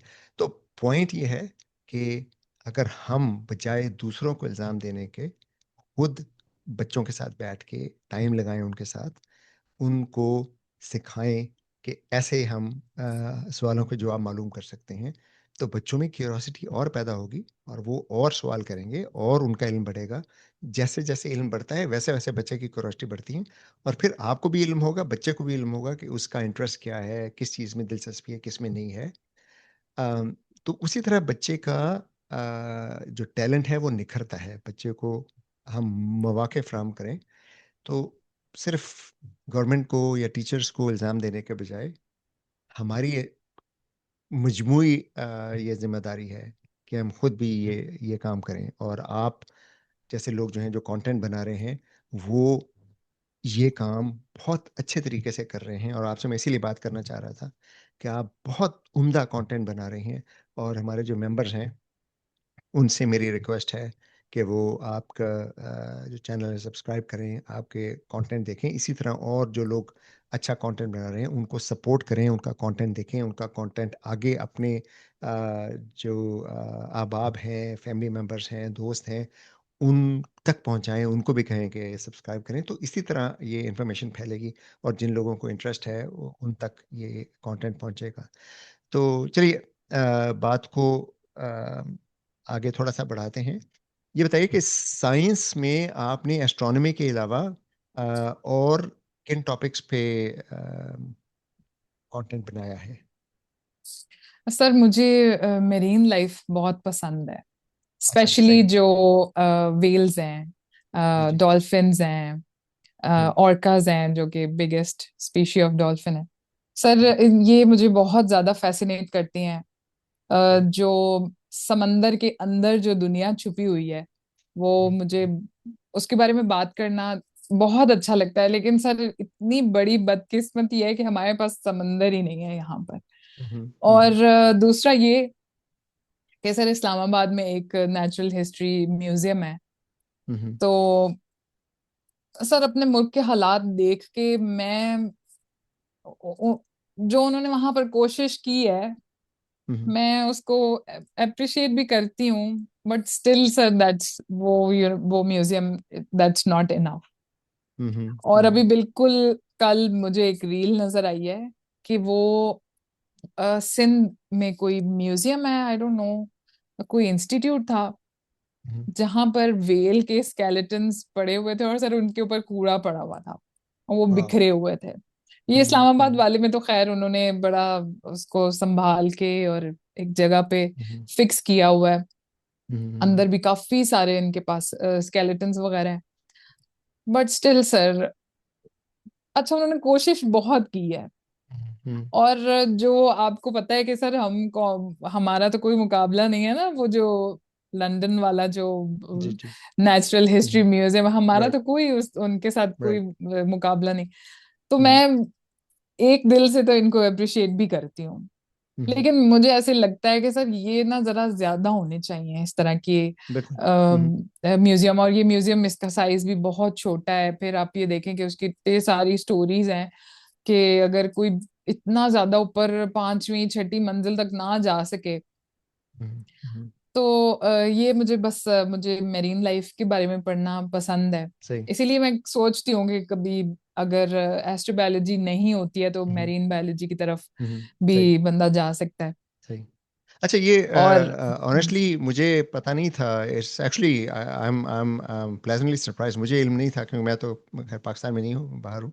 कि इस्लामाबाद में म्यूज़ियम ऑफ नेचुरल हिस्ट्री भी है। तो मेरी सब जी लोगों से दरख्वास्त है, जो ख़ास तौर पे जो इस्लामाबाद और उनके नवाही इलाकों में रहते हैं, कि प्लीज़ आप जाइए natural museum of natural history. उसमें देखिए, ख़ास तौर पे अगर वेल का वहाँ पे वो स्केलेटन। ढांचा पड़ा है, स्केलेटन पड़ा है, तो उसको देखिए। वेल एक इतना दिलचस्प जानवर है, क्योंकि हमारे यहाँ वेल मछली कहते हैं। वेल मछली नहीं है, वेल मैमल है, राइट। ये खुश्की का जानवर था, जो आहिस्ता आहिस्ता जैसे माहौल तब्दील जी हुआ, और वो जो जिस एनवायरनमेंट में वो जिस जगह पे वो थे, वहाँ पे आहिस्ता आहिस्ता पानी आ गया, तो ये फिर पानी में अडाप्ट किया इन्होंने। और अब ये मुकम्मल तौर पर पानी के जानवर बन चुके हैं। लेकिन अब भी वो सांस लेते हैं। वो यानी हर चंद मिनट या चंद एक दो घंटे के बाद उनको सरफेस पे आना पड़ता है सांस लेने के लिए। वो आप वीडियो में देखें तो आप ये देख देख सकते हैं। अक्सर वेल के, डॉल्फिन के वीडियो मिल जाते हैं कि सर, वो आके। वेल के जो अर्लीस्ट रिश्तेदार हैं वो जी हमारे जी। ही इलाके में मिले थे, और बिल्कुल हमारे बिल्कुल। इसके पीछे ही नाम है उसका, पाकीसीटस। बिल्कुल, मैं इधर ही आ रहा था कि हमें खास तौर पे वेल में बहुत, और यह जो जी सी मैमल्स हैं, उनमें बहुत दिलचस्पी लेनी चाहिए, इसलिए कि इनमें से बहुत से ऐसे जानवर हैं जिनका इर्तिका उस इलाके में हुआ जो पाकिस्तान में है, झेलम के जी इलाके में, बलूचिस्तान में, पूरे जो सब कॉन्टिनेंट का इलाका है, लेकिन खास तौर पे जो पाकिस्तान का इलाका है, इसमें बहुत से फॉसिल्स मिले हैं। और एक, जैसे अपनी आपने नाम बताया था, एक फॉसिल जो ट्रांजिशनल फॉसिल है, जो यानी खुश्की का जानवर है लेकिन वो पानी में भी बहुत वक्त गुजारता था, उसका नाम ही इन्होंने पाकीसीटस रखा है। सीटस कहते हैं वेल को, तो पाकीसीटस का मतलब है कि पाकिस्तान की वेल। तो कम से कम हम्म इसी हवाले से आप जाके थोड़ा सा दिलचस्पी लीजिए समुद्री मैमल्स में और वेल में, कि इसके साथ पाकिस्तान का नाम एसोसिएटेड है। और वेल का जो ट्रांजिशन है, खुश्की से पानी की ट्रांजिशन, इसमें बहुत से ऐसे फॉसिल हैं जो पाकिस्तान से मिले हैं। पाकिसीटस तो एक वो है, स्पीशीज है, और भी स्पीशीज हैं। और ये पूरी ट्रांजिशन जो है वो वेरी जी वेल डॉक्यूमेंटेड है। खुश्की से पानी का जो इनका सफ़र है, उसके मुख्तलिफ स्टेजेस के फॉसिल्स मिल चुके हैं। और अब ये इतनी तफसील से मिल चुका है कि तालीम याफ्ता लोगों के लिए अब ये मुमकिन नहीं रहा कि वो इस बात का इनकार करें कि वेल खुश्की का जानवर था जो पा, वापस पानी में गया और पानी में उन्होंने अडॉप्ट किया। और अब इसको ऑब्लिगेट एक्वाटिक एनिमल कहते हैं, यानी वो खुश्की पे रह ही नहीं सकते, राइट। कुछ मैमल्स हैं जैसे सी लायंस हैं, सील्स हैं, वो पानी में रहते हैं लेकिन वो खुश्की पे भी आके रह सकते हैं, खुशकी पे भी right? आते हैं। या हिप्पोपोटामस है, दरियाई घोड़ा जिसे कहते हैं, वो पानी में रहते हैं लेकिन खुश्की पे भी रह सकते हैं। और दरियाई घोड़ा जो है ये वेल का सबसे करीबी रिश्तेदार है रिश्तेदार ऐसे। इवोल्यूशनरी सेंस में। ये चीज़ें जो हैं ये बहुत दिलचस्प हैं। मेरी सब लोगों से दरख्वास्त है कि अगर आप इस्लामाबाद में या इस्लामाबाद के पास कहीं रहते हैं, अगर आप जा सकते हैं म्यूजियम ऑफ नेचुरल हिस्ट्री में, तो प्लीज़ ज़रूर जाइए। और ख़ास तौर पे वेल के इस स्केलेटन को देखिए। आप ये देखेंगे कि वेल के जो फ्लिपर्स होते हैं, यानी जिनसे वो पानी में हम्म हरकत करते हैं, उन फ्लिपर्स के अंदर पूरे के पूरा हाथ का ढांचा मौजूद है। वो तमाम हड्डियां जो इंसान के हाथ में हैं, जो वो उस इंसान की फ्लिपर है। के वो फ्लिपर के अंदर मौजूद हैं, जो एक और सबूत है कि ये खुश्की के जानवर थे जो पानी में गए। उनके हंसली की हड्डी, यानी घुटने की हड्डी, और ये जो घुटने और हंसली के दरमियान जो हड्डी होती है, ये हड्डियां ढांचे में आपको नजर आएंगी। वो उनके जी जिस्म के अंदर ही होती हैं, बाहर नहीं होती, लेकिन उनका स्केलेटन उसमें वो नजर आएंगी। तो ये चीज़ें आप में क्यूरोसिटी पैदा करेंगी कि आप ये देखें कि ये पानी का जानवर है, मुस्तकिल तौर पर पानी में रहता है, लेकिन इनमें वो स्ट्रक्चर्स हैं जो खुश्की के जानवरों में होते हैं। यानी मैमल का जो बॉडी स्ट्रक्चर है, वो सारे का सारा आपको इसमें नजर आएगा। तो अच्छा ये बताइए कि तो आपने मेरून मेरीन बायोलॉजी की बात की और उससे पहले आपने एस्ट्रोबायोलॉजी की बात की थी। उसके अलावा आपने किन ऑथर्स को पढ़ा है, खासतौर पे साइंटिफिक लिटरेचर के हवाले से? सर, मैंने बहुत ज्यादा डीप नहीं गई मैं। जो हम्म फैशन में थे और जो अभी हैं, हम्म उन्हीं को मैंने पढ़ा सर। स्टार्ट मेरा हुआ था कार्ल सेगन से। हम्म हम्म हम्म फिर कार्ल सेगन की किताबें जब मैंने पढ़ ली, तो फिर मुझे पता चला स्टीफन हॉकिंग की hmm brief history of time. Briefest time, बिल्कुल। तो सर, दयाल सिंह पे लाहौर में ब्रीफ हिस्ट्री ऑफ टाइम पढ़ी हुई है, और बहुत ही खूबसूरत है, बहुत अच्छा उसका पेपर है, और इलस्ट्रेशंस वाली है। ये आप वो दयाल सिंह मैंने, लाइब्रेरी की बात कर रही हैं? जी जी, दयाल सिंह लाइब्रेरी। जी जी जी सर, जी मैं जी। लाहौर की सारी लाइब्रेरीज की मेंबर हूँ। तो अच्छा, मैं आपको इंटरेस्टिंग बात बताऊं। जी। मेरा ताल्लुक लाहौर से है। अब तो खैर मैं 50 साल से तकरीबन लाहौर से बाहर हूँ। लाहौर में हम लोग दयाल सिंह लाइब्रेरी के बिल्कुल साथ रहते थे। अच्छा, निस्बत रोड पे रहते थे आप? निस्बत रोड पे, जी जी, निस्बत रोड पे रहते थे। अच्छा। वहाँ पे मशरिक अखबार का दफ्तर होता था, उसके बिल्कुल सामने रहते थे हम। तो गर्मी में आपको पता है कितनी गर्मी होती है लाहौर में। जी, और दयाल सिंह लाइब्रेरी जो है, इसकी छतें बहुत ऊंची हैं। ऊंची है बहुत। तो जी गर्मियों की छुट्टियां मेरी सारी की सारी दयाल सिंह लाइब्रेरी में गुजरती थी, और शायद ही कोई किताब हो खासतौर पर उर्दू लिटरेचर की जो मैंने वहाँ ना पढ़ी हो। तो वहाँ पे मैं करता ये था कि वहाँ पे जो किताबें वापस आती हैं, वो जो काउंटर है उनका, उसके पीछे वो किताबें वो एक स्टैक में रख देते थे। मैं बस वहाँ जाके वो जो वापस की हुई किताबें वो सारा दिन पढ़ता रहता था। मैं मेंबर भी था, किताबें वहाँ से इशू भी कराता था, लेकिन ज़्यादातर वहाँ पे लाइब्रेरी में बैठ के सारा दिन ठंडी यू नो अच्छा। लंबे लंबे सही। वो खेलते उसके नीचे बैठ के। तो दयाल सिंह तो मेरी बहुत पुरानी यादें वाबस्ता हैं। एंड आई एम ग्लैड कि आप उस लाइब्रेरी के मेंबर हैं। मैंने उर्दू लिटरेचर, इंग्लिश लिटरेचर सारे का सारा वहीं से शुरू किया था पढ़ना। अच्छा, सॉरी आपकी अच्छा। बात काट दी, आप वो बता रही थी ब्रीफ हिस्ट्री ऑफ तो टाइम की। जी सर, बहुत अच्छी वो, मतलब सर मेरा वैसे ना एक मुझे आप बताइएगा कि ये बात सही है कि नहीं है। मेरा ये मानना है कि अगर जो साइंस कम्युनिकेशन है, वो हम्म कम्युनिकेशन के साथ साथ ना उसमें आपका अभी तो मैं एक इंसान की बात कर रही हूँ ना, जैसे हम्म बड़े हम्म मशहूर कम्युनिकेटर्स हैं, कार्ल सेगन का आप ले लें, रिचर्ड फाइनमैन, हम्म आइजैक हम्म एसिमोव थे। तो सर आप अगर इनमें एक चीज हम्म कॉमन देखें ना, तो ये बोलते बहुत खूबसूरत थे। इनके बात करने का अंदाज बड़ा खूबसूरत था। बिल्कुल और वैसे भी अगर आप बिल्कुल। ओवरऑल इनको हम्म देखें तो मतलब इनकी अच्छी पर्सनालिटी एंड एवरीथिंग। इसी तरह से ना सर किताब पे भी हम्म हम्म मुझे ऐसे लगता है कि वो जब मैंने किताब पढ़ी, हम्म मेरा फर्स्ट इम्प्रेशन उस किताब का ये था कि वो इलस्ट्रेशंस के साथ थी। पेपर बहुत अच्छा था, और उसमें ना स्पेशल नोट्स भी थे राइट। उस बुक में बाकी साइंटिस्ट की तरफ से। हम्म हम्म तो वो बस ऐसे हुआ कि हम्म मैंने हम्म वो किताब पढ़ी। कार्ल सेगन के बाद मैंने स्टीफन हॉकिंग को पढ़ा। अच्छा, उस किताब के साथ ही मतलब वो एक ही बुक के अंदर टू बुक्स थी, यानी कि एक ही जिल्द में टू बुक्स थी, और जो दूसरी हम्म बुक थी उसका नाम था थेरी ऑफ हम्म एवरीथिंग। तो सर वो मेरा राइट राइट। इम्प्रेशन ऐसा पड़ा कि अब वो मैंने पढ़ के वापस कर दी। तो अब इस बात को भी ना मेरे ख्याल से 10 साल गुजर चुके हैं, कि अब वो मैं जब भी पता करती हूँ वो हम्म हर वक्त इशू होती है। तो एक दिन ना मेरे फादर हैं, उन्होंने जाना था लाइब्रेरी, मैंने उनको कहा आप प्लीज ये लेते आइएगा वो वाली किताब। तो सर हम्म वो यही ब्रीफ हिस्ट्री ऑफ टाइम ही लेकर आए, लेकिन हम्म वो बिल्कुल ही आप कह लें कि वो येलो सा पेपर और खुरदरा सा पेपर था हम्म उसका। तो वो मेरा बिल्कुल उसको पढ़ने का दिल नहीं किया। तो हम्म मैंने उसको ना थोड़ा सा इंसानों के साथ भी इस बात को रिलेट किया कि ना थोड़ा सा एक तो साइंस कम्युनिकेशन से रिलेटेड अगर मैं आपको बताऊं, हम्म मुझे थोड़ा हम्म सा ये होता है कि एक तो जो है ना, इंसान की बात करने का तरीका अच्छा होना चाहिए, हम्म जरा अच्छे हुलिये में उस इंसान को होना चाहिए। और हम्म थोड़ा सा सर मैं वैसे, आप शुरू में इंट्रोडक्शन दे रहे थे कि मैं सिर्फ साइंटिफिक बात करती हूँ, सर मैं थोड़ा सा जो है ना वो ह्यूमर भी अपनी रील्स हम्म में रखती हूँ। यप यप थोड़ा सा यप जो है ना वो मजाक आप कह लें। राइट। एक एक्टर है, ब्रिटिश एक्टर है, हेनरी कैविल।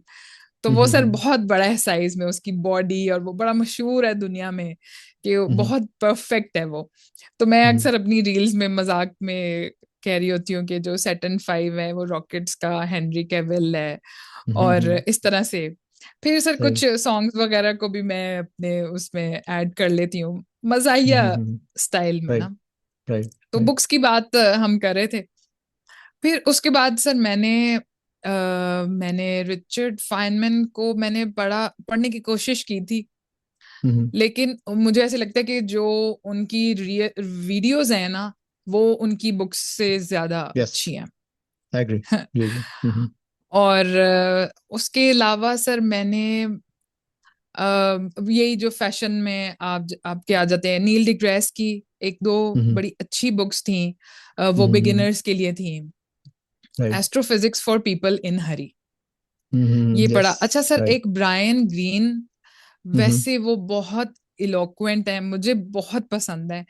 उनकी दो बुक्स हैं, एक है एलिगेंट यूनिवर्स, यस, यस। लेकिन और वो एक है। किताब वैसे आसान नहीं है पढ़ने की, इसलिए कि उसमें सर क्वांटम फिजिक्स मुझे और तो फिर वो, स्ट्रिंग थ्योरी है। जी जी, जी। हम्म। सर लेकिन आप ये देखें कि मुझे ना वहीं से जरा डिफरेंस पता चलना शुरू हुआ था, हालांकि मैंने फिजिक्स पढ़ी हुई है, हम्म लेकिन मुझे जो है ना वो एक जो हमारी क्लासिक वर्ल्ड है और एक हम्म। क्वांटम वर्ल्ड है, मुझे क्वांटम। बेसिक जो डिफरेंस है ना उसी किताब उन्होंने, मुझे तो ऐसे लगा था कि बहुत सिंपल स्टार्ट उन्होंने बहुत सिंपल लिया था। हाँ जी, बीच सही। में पार्टिकल्स जो सर बहुत सारे आ जाते हैं ना, जो एटम के हम्म। पार्टिकल्स बहुत सारे उनके नाम हैं और उनकी बहुत सारी क्वालिटीज हैं, वहां पर बिल्कुल ऐसे है कि जिसने डिटेल में फिजिक्स नहीं पढ़ी हुई है, मैथ्स नहीं पढ़ा हुआ, उसके लिए थोड़ा सा हो सकता है, लेकिन फिर भी अगर थोड़ी सी कोशिश करें तो। Right, right. उसके अलावा उनकी एक और किताब थी, तो मैंने फैब्रिक ऑफ कॉस्मॉस, लेकिन उसी के यस। ऊपर ना उन्होंने डॉक्यूमेंट्री भी बना ली थी। तो मैंने किताब स्टार्ट की थी, लेकिन मुझे किसी ने बताया कि इसके ऊपर डॉक्यूमेंट्री भी है, मैंने कहा चलो फिर राइट। मैं इस पर डॉक्यूमेंट्री देख लेती हूँ। सही, सही। और अच्छा सर, मैंने एक 1.5 साल पहले मैंने एक फिजिसिस्ट को डिस्कवर किया है, उनकी, लेकिन मैंने उनकी कोई किताब नहीं पढ़ी है, पर सर यूट्यूब जो है ना वो इस जमाने का सबसे बड़ा उस्ताद है। राइट। उनका नाम है लेनर्ड सस्किंड। यप। ये सर ब्लैक होल को ऐसे समझाते हैं जैसे आप हम्म। 5 साल के बच्चे को ब्लैक होल के बारे में बता रहे होते हैं। जी। जो दुनिया ने ऐसी सनसनी फैलाई हुई है कि कुछ जादू है, मैजिक है कुछ, राइट, राइट, तो राइट। है मिस्टीरियस, बहुत मिस्टीरियस सेलेस्टियल बॉडीज हैं, लेकिन जादू नहीं है, पूरा एक जी, सस्किन की मैकेनिज्म मैं है। आपको एक बात बताऊं, सस्किन के ये एमआईटी में पढ़ाते हैं, राइट, फिजिक्स पढ़ाते हैं। सस्किन अच्छा, के जितने कोर्सेज हैं जो ये पढ़ाते हैं, उनके वीडियो आपको एमआईटी जी के उस पे मिल जाएंगे। सर, नहीं एमआईटी नहीं, स्टैनफोर्ड में पढ़ाते सॉरी, हैं। स्टैनफोर्ड, या यू राइट, जी स्टैनफोर्ड के। तो जी, ये लेक्चर्स मैंने देखे हुए हैं उनके जी। ये मैंने क्वांटम फिजिक्स जो है वो उन्हीं लेक्चर से सीखी सबसे पहले। सही सही सही, ठीक। क्योंकि मुझे ये है कि चूंकि मैंने इंजीनियरिंग की हुई है, तो मुझे मैथ का भी थोड़ा बहुत वो है, आई कैन अंडरस्टैंड। वो मतलब प्रैक्टिस नहीं है मैथ की, लेकिन वो इक्वेशन मुझे मतलब अच्छा, एटलीस्ट आई कैन अंडरस्टैंड कि वो अंडरस्टैंड इक्वेशन। बेसिक तो आपके है, ठीक एग्जैक्टली, है। एग्जैक्टली। सर एक ये इंटरस्टेलर जब मूवी आई थी ना, तो एक हम्म। फिजिसिस्ट थे जो इस मूवी के एग्जीक्यूटिव प्रोड्यूसर भी थे, और उन्होंने जो किप थॉर्न, इसमें ब्लैक, राइट। किप थॉर्न जी। किप थॉर्न, यस। तो सर किप थॉर्न भी अब तो वो बहुत ही ज्यादा बूढ़े हो चुके हुए हैं। Yup, yup. नहीं खैर, लेकिन उनकी बात आपको समझ आ जाती है, हम्म। थोड़ा सा हम्म। आपको आइडिया हो जाता है कि ये इनको बोलने में थोड़ी सी दिक्कत हो रही है, लेकिन अगर आप उनकी पुरानी वीडियोस निकालें यप। तो ये भी बहुत अच्छा सोर्स है। सर हम्म। बात वही है कि ना मुश्किल कॉन्सेप्ट को आसान करके बता देना। आसान बिल्कुल। और ये ब्रायन किप्थॉन की ग्रीन, एक, जी। जी सॉरी आपकी बात कर रहा हूँ, किप्थॉन की एक बकाया किताब है, इन्होंने द फिजिक्स ऑफ इंटरस्टेलर के नाम से लिखी है। उसमें उन्होंने इंटरस्टेलर अच्छा, के वो सारे सीन जो अक्सर हमारे मतलब ऊपर से गुजर जाते हैं, राइट, कि क्या हो रहा है, खासतौर पे जी, आखिरी सीन जो है ना वो आखिरी टेसरेक्ट सीन, में जी जब जी। वो ऊपर जब वो घूम फिर रहा है टेसरेक्ट में, उन्होंने सारा वो एक्सप्लेन किया है कि उसके पीछे फिजिक्स क्या है। मतलब ये कोई डायरेक्टर ने ऐसे ही वो सीन नहीं बना दिया, वो जी बाकायदा जी उसके जी। पीछे फिजिक्स है, तो उन्होंने सारी फिजिक्स एक्सप्लेन की है। और ये भी एक्सप्लेन किया कि कहाँ कहाँ क्रिस्टोफर नोलन जो उनके डायरेक्टर थे मूवी के, उन्होंने बीच में डंडी भी मारी है। मैंने कहा था कि नहीं ऐसा नहीं करो, बिकॉज फिजिक्स के रूल से ऐसा अच्छा, नहीं होना चाहिए। लेकिन उन्होंने कहा था कि बीच में ऑब्वियसली मतलब जहाँ पे ड्रामेटिक चीज कोई दिखानी हो, जी सीन क्रिएट आर्टिस्टिक करना हो। थोड़ा आपको एग्जैक्टली, करना तो वो पड़ता है उन्होंने जी। आर्टिस्टिक लाइसेंस भी लिया वहां से, वो भी उन्होंने साफ बताया कि यहाँ यहाँ उन्होंने आर्टिस्टिक, वो अगर आप मौका मिले, किताब की किताब है, स्पेशली अगर आपने मूवी देखी हुई है, तो जी जी जी। Then you really enjoy that. अच्छा, मैं जरूर देखती हूँ फिर ये वाली किताब। पता नहीं लेकिन मेरे ख्याल से सर वैसे दयाल सिंह में बहुत जबरदस्त किताबें पढ़ी यस, होती है, मैं अब वहां यस। पर पता करूंगी अगर मिलती है वहां राइट, से। Right, right. चलिए बात को समेटते हैं। तो आप आपने जो कंटेंट बनाया है उसमें जो कुछ सीखा है, तो आजकल तो और भी बहुत से लोग हैं जो आई एम श्योर कि अब कंटेंट बनाने का सोच रहे हैं या कंटेंट बना रहे हैं। तो कुछ उनको अगर आप एडवाइस देना चाहें, यंगस्टर जो हैं जो इंटरेस्टेड हैं साइंस में या स्टेम में या कंटेंट बनाने में या एटलीस्ट साइंस पढ़ने में, उनके लिए। सर मेरी जो वीडियोस हैं बिल्कुल बेसिक बेसिक टॉपिक्स होते हैं मेरी वीडियोस हम्म। के। हम्म। तो मैं ये चाहती हूँ कि अगर आपने इस कंटेंट इस इंफॉर्मेशन को एक्सेसिबल बनाना है, हम्म। तो आप जो भी चीज आप पढ़ रहे हैं, अब जैसे हम्म। मैं जिन जिन रिसोर्सेज से ये सब मटेरियल निकालती हूँ, और बहुत सारी जगह हैं जहां से आपको ये मटेरियल मिलता है, बहुत सारी हम्म। हैं, हम्म। वो उसको पहले आप एब्जॉर्ब करें, हम्म।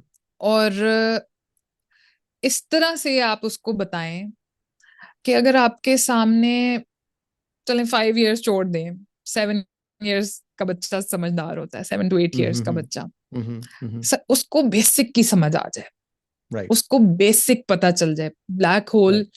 को लोग पता नहीं क्या चीज बोलते हैं, पता नहीं क्या समझते हैं, बहुत बड़ी चीज है, मैं बार बार कहती हूँ, फैसिनेटिंग। हम्म। लेकिन जो है ना, वो एक 7 से 8 साल के बच्चे को आप बता सकते हैं कि राइट। ये क्या है, बिल्कुल सही। बेसिक जबान में।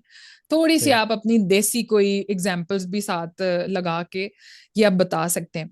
तो सर मैं तो ये कहती हूँ, क्योंकि मैं जो हूँ वो मैंने सिर्फ कॉलेज के लेवल तक साइंस पढ़ी हुई है, फिजिक्स केमिस्ट्री हम्म। बायोलॉजी, हम्म। तो उससे आगे नहीं पढ़ी हुई। हम्म। तो मैं ये कहती हूँ कि ना, मेरे जैसे लोग या जिन्होंने उस लेवल पे भी नहीं पढ़ी हुई, हम्म। कम से कम इस तरह का कंटेंट बनाएं कि उन लोगों को समझ आए, सही। और वाकई में समझ आए उन लोगों को, और हम्म। वो भी किसी को ये बात बता सकें।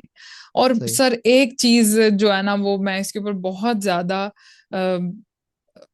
एम्फेसाइज करना चाहती हूँ कि सर, इस साइंटिफिक किसी भी टॉपिक को ना सनसनीखेज ना बनाया जाए। यस।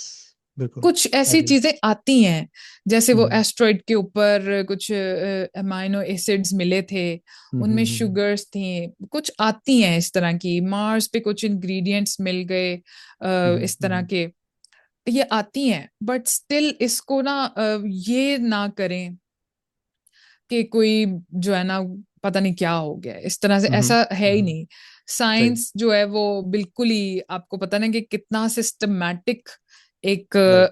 एक एक सिस्टम है पूरा। यहाँ पर कोई हम्म। जादू नहीं होता, यहाँ पर कुछ भी बगैर वजह के नहीं होता। तो हम्म। मैं तो, जो लोग भी साइंस पे कंटेंट बनाना चाहते हैं, मैं सबसे पहले कहती हूँ कि आपका कंटेंट आपकी माँ अम्मी को समझ आ जाए, और आपकी नानी बिल्कुल। अम्मा को और आपकी दादी अम्मा को समझ आ जाए, राइट। बस फिर राइट। फिर आपका कंटेंट जबरदस्त है। सही। सही। चलिए, मुझे बहुत अच्छा लगा आपसे बात करके। आप बहुत अच्छा कंटेंट बना रही हैं, प्लीज़ इसी तरह कंटेंट बनाती रहिए। और हम आपका कंटेंट शेयर करते रहेंगे। तो खुश रहिए। बहुत बहुत शुक्रिया। सर बहुत बहुत शुक्रिया आपका।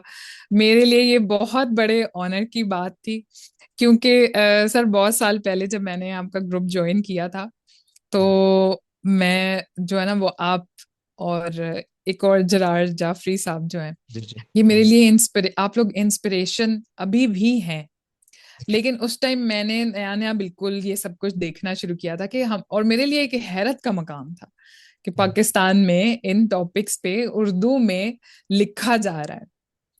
और सर थोड़ा थोड़ा सा आपसे डर भी लगता था वहां पर, क्योंकि कभी दिल करता था कमेंट्स में ना लोगों को झिड़कने का, लेकिन फिर मुझे डर लगता था कि आपसे भी झिड़की पड़ सकती है। तो और सर मैंने एक दफा जरार जाफरी साहब को, उन्होंने कुछ लिखा था, एक आर्टिकल था, बहुत खूबसूरत था।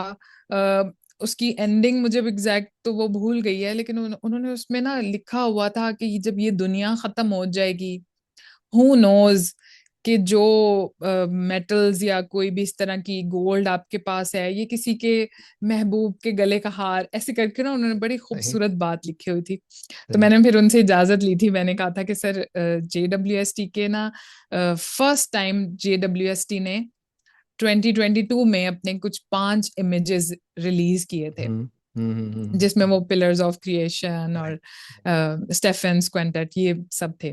तो मैंने उस पे वीडियो बनानी थी, तो मैंने उनसे इजाजत ली थी कि सर ये मैं अगर उसमें आपके नाम के साथ अपनी वीडियो में बोलूं। उन्होंने कहा आप जरूर जरूर, आप मेरा नाम भी ना लें। मैंने कहा नहीं सर, बहुत खूबसूरत बात है, कि यहाँ पर मैं आपका नाम जरूर मेंशन करूंगी। तो सही। मैंने वो की सही। थी। मैं खुद सर, मेरे लिए ये बहुत बड़े एजाज की बात है कि जिन लोगों को मैं देखती थी एज इंस्पिरेशन, मैं आज उनसे मतलब आमने सामने फोन पे इस तरह से मैं उनसे बात कर रही सही। हूँ। बहुत बहुत शुक्रिया सर आपका, आपने मुझे इस काबिल समझा है कि मेरे से बात करें और अपने जो आपके फॉलोअर्स हैं उनके साथ शेयर करें। तो चलिए, बहुत शुक्रिया जी। खुदा हाफिज। Sir thank you, thank you.